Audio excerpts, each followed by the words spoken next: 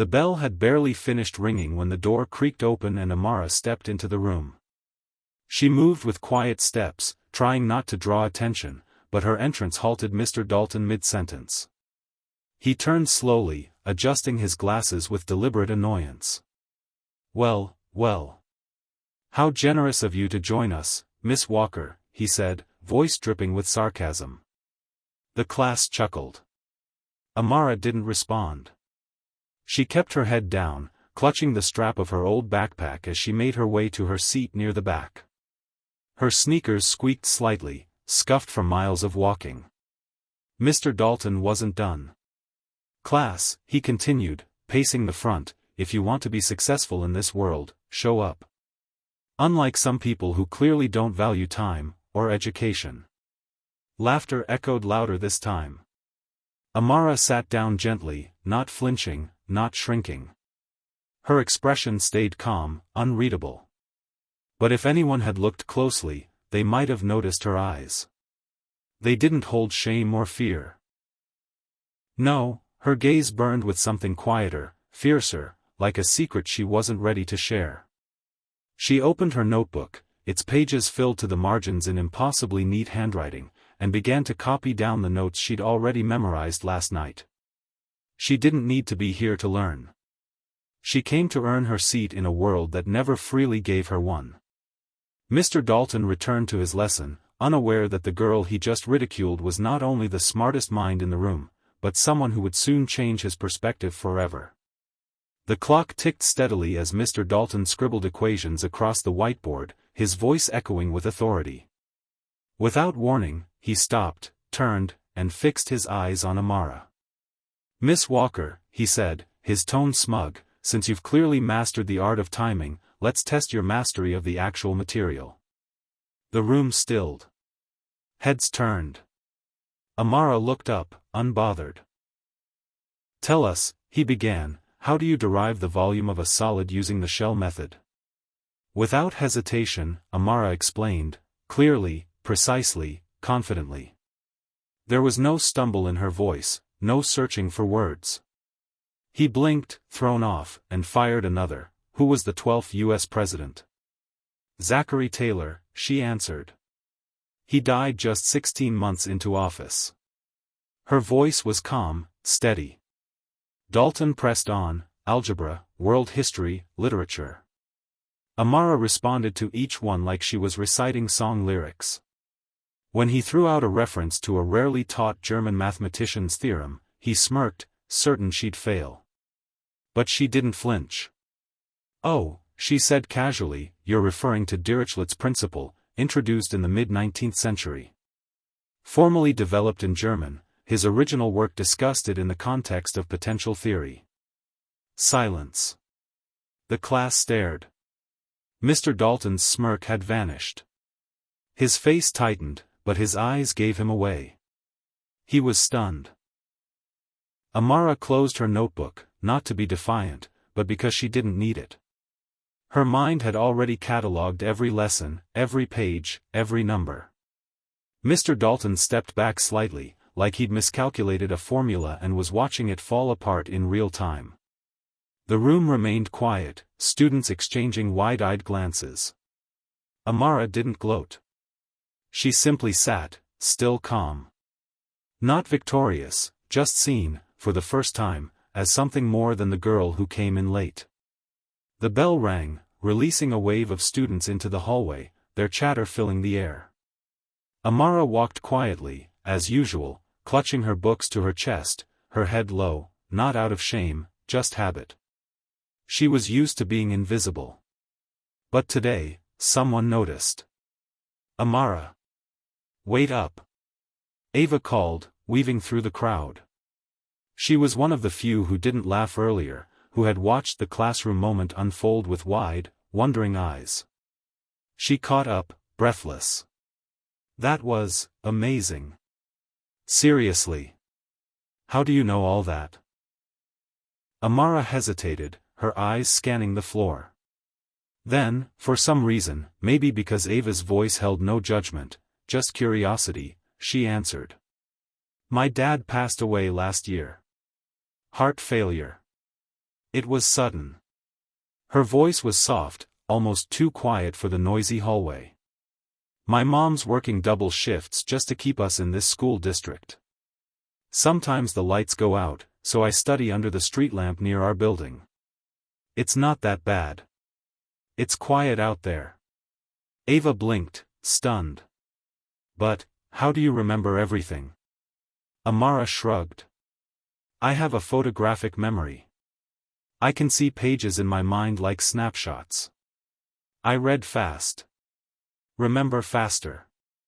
My IQ's 158. I tested when I was 12, but it didn't really matter to anyone. Ava's eyes filled with tears. Amara, you're incredible.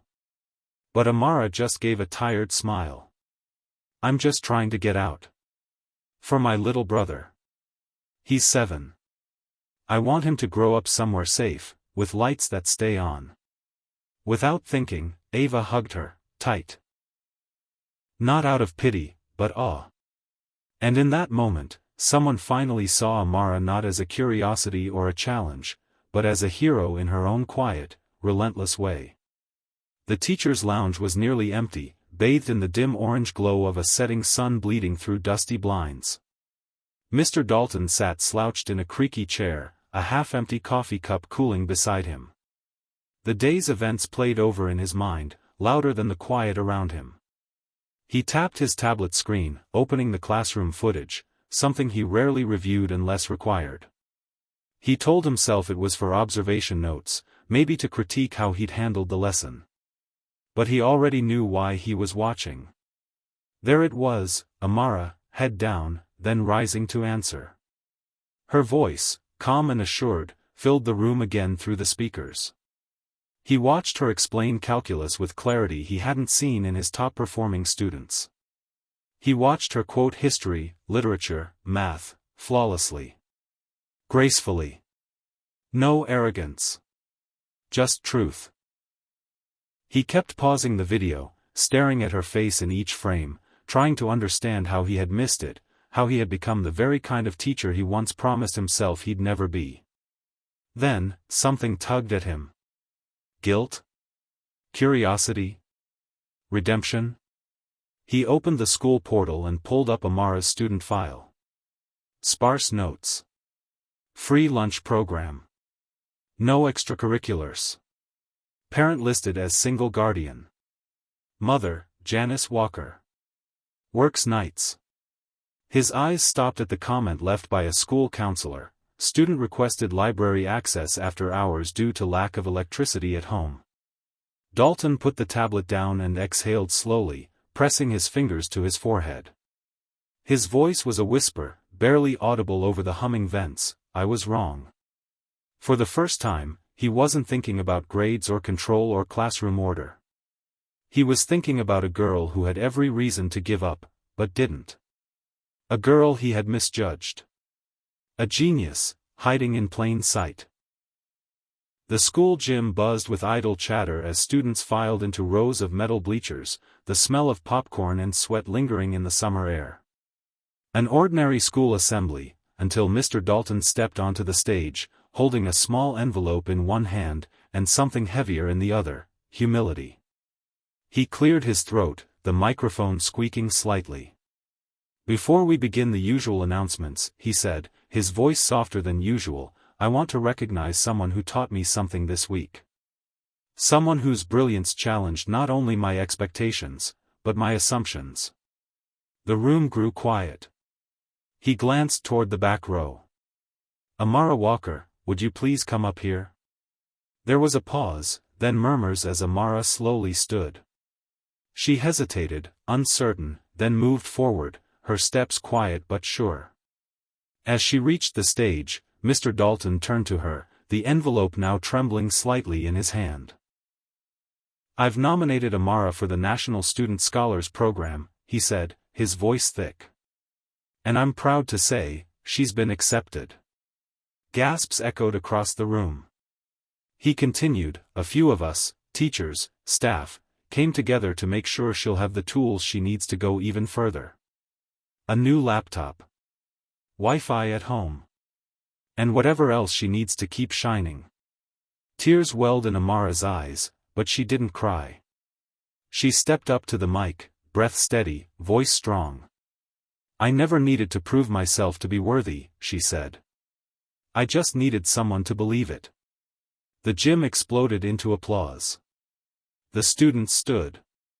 Even teachers wiped their eyes. Mr. Dalton stepped back, blinking rapidly, a faint smile breaking through. And there, beneath the stage lights, Amara stood tall, finally seen, finally heard, the glow catching her face the way it always should have. In the end, Amara's story wasn't just about intellect. It was about perseverance in the face of judgment, about quiet brilliance refusing to be dimmed by circumstance or bias. What began as an attempt to humiliate her became a lesson in humility for everyone watching, especially Mr. Dalton. Through strength, grace, and relentless determination, Amara proved that genius doesn't always shout, it often whispers from the back of the room, waiting patiently to be heard. And when that brilliance is finally seen, when it's uplifted instead of underestimated, it can light a path not just for one life, but for everyone watching. Her story is a reminder, sometimes the most powerful act of education is not in teaching, but in truly seeing someone.